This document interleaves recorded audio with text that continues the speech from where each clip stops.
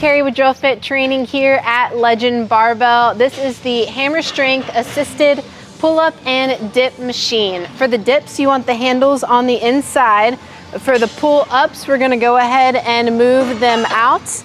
The difference between this machine and other machines is the more weight that you add, the easier it is, the more help that it's gonna give you as you go through the movement.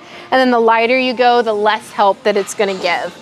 Getting onto the machine, place one foot on and then go ahead and pick your grip that you're going to use for the pull-ups. Place one knee on the pad and then allow it to lower you down into position, placing the other knee on the pad.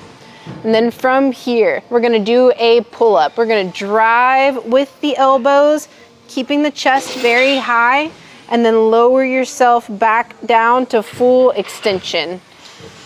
We want to be sure we're keeping our traps down throughout this movement. I really like to do higher reps when on this pull-up machine.